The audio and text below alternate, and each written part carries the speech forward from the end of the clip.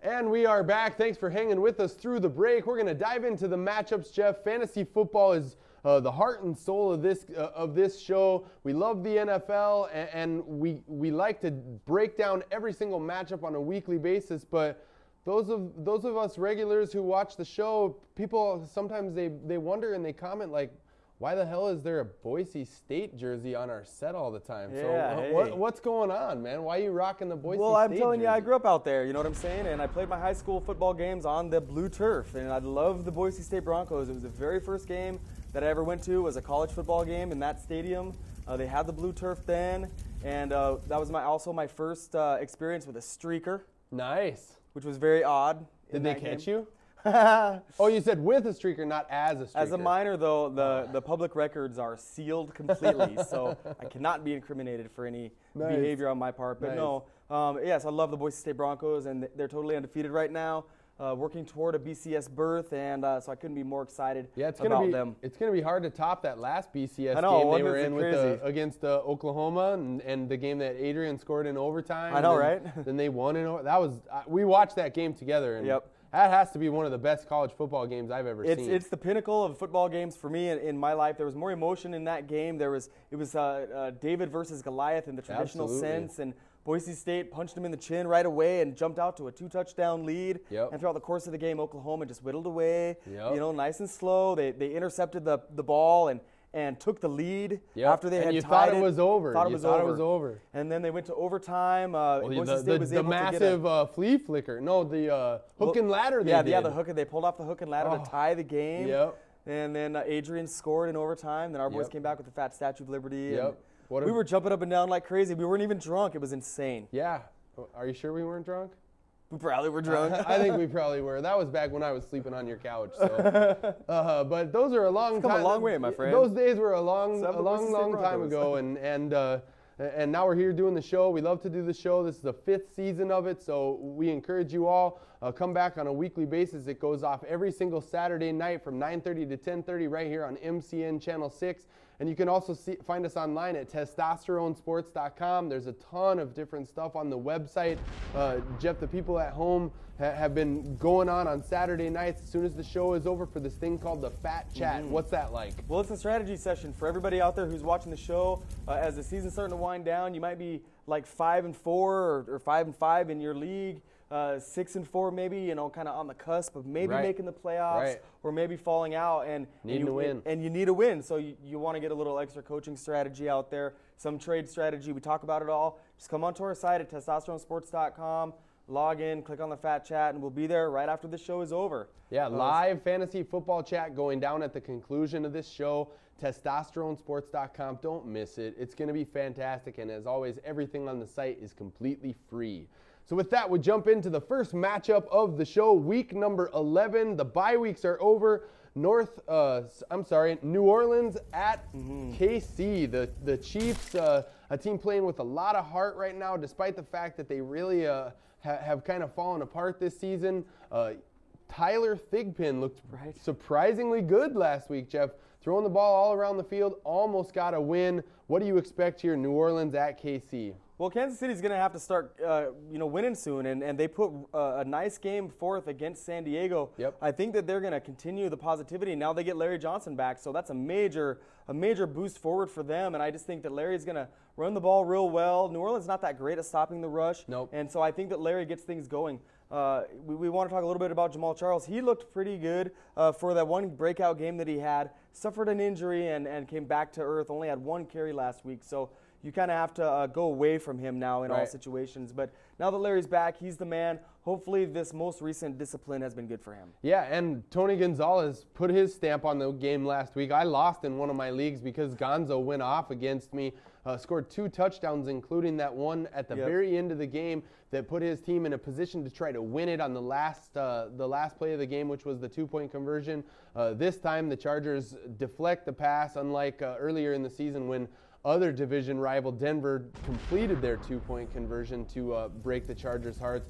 The Chargers hung on there in that game, but still KC definitely showing some positive signs of life. Tyler Thigpen, You know, a nice player, a guy that you can have on your fantasy roster if you're in a, like our tough league, a 12-man keeper league. He's potentially keepable. Yeah, most definitely. And I think that, you know, as he develops, it's good that he has Tony Gonzalez. Tony Gonzalez having a great season for his kind of Hall of Fame capper here. Probably his last season in Kansas City. I would hope that they might trade him at the end of the year. But number 8 wide receiver right now, which is fantastic.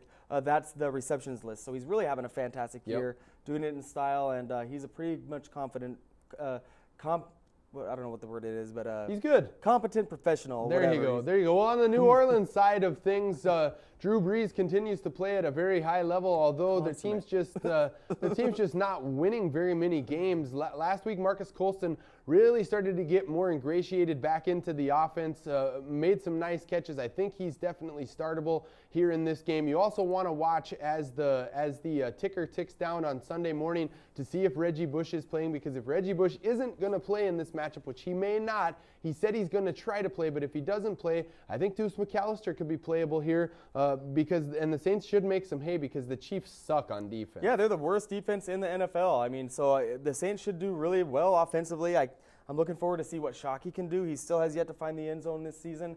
So it'll be an interesting game, and I think that the Saints probably will hold forth.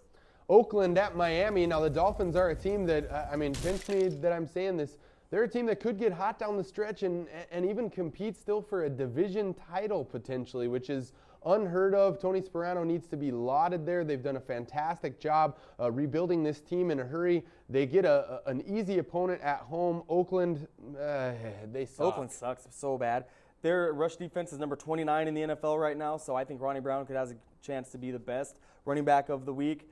Start him with all confidence. He's going to be fantastic. Yep. And then, did you know that Chad Pennington has 2,200 yards through the air? Insane. I can't believe that. He's a pretty efficient quarterback for all intents and purposes, and gets the job done without making a whole lot of errors. So he's not real flashy for your fantasy squad, but he's leading this team and resurrecting his career in the process. Yeah, and the Wildcat formation off the hook again last week. Ricky Williams busted off a long touchdown run. Yeah. Ricky's startable in larger leagues in formats as potentially as a flex player because, as Jeff said, Oakland cannot stop the run at all. On the flip side, Oakland has one cornerback in Nnamdi Asomugha who's insane. I mean, this guy is a top 5 corner in the league. Last week he held Steve Smith to 9 yards. So don't have any illusions that Ted Ginn Jr. is startable here. Just bench all of the receivers for Miami, roll out the running backs, and watch Miami dominate on the ground. Yeah, he's awesome. Wow. Yeah, he is. He's awesome. Corny.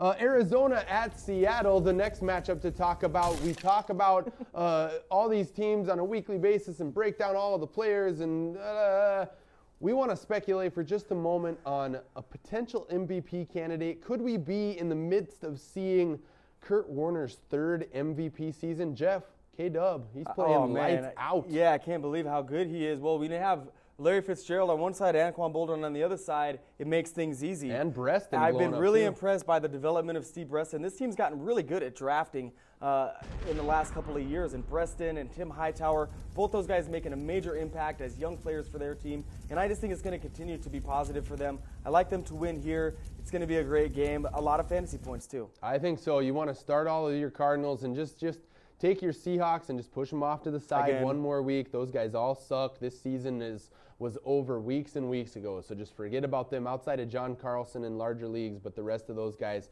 don't really matter. Watch K-Dub down the stretch. If he stays hot, he could win that 3rd MVP. Awesome. Detroit at Carolina. Now, Carolina is a squad that likes to play at home. They got a big win last week, although it was on the road. A fantastic game from D'Angelo Williams. I don't know yet if Jonathan Stewart is going to play in this game, but D'Angelo Williams really showing his stuff of late, Jeff. He's been off the hook, and he should blow up against the Lions. You definitely want to start D'Angelo Williams, especially if John Stewart's not in the game. And if Steve Smith had a down week last week with only 9 yards, he's about to get paid big time. Absolutely. So start him. He's going to do great. This defense sucks. So the Carolina Panthers are going to be fantastic, and I love Jake Delhomme again this weekend. Dante Culpepper likely to be the starting quarterback for the Lions, so you're going to want to reserve him. You can start their top wide receiver, Calvin Johnson, because he just makes plays, man. Yeah, he's a Megatron man. I'll tell you what, no matter who throws him the ball, he puts up about 100 yards and a touchdown on average each week. So the classic great player on a crappy team, doing it for the Lions, and I think he's just off the hook. And another young guy who you can start in deeper leagues is Kevin Smith. Right. He's a big play potential kind of guy, Yep. and so when you've got that ability, it's nice to put that in there. Boom or bust, so it's a little more of a risk, right. but he's still a good talent. And he's playing with pride. He came out really after is. last week's game and said that players on the Jags were taunting right. them and saying that they sucked and those kinds of things.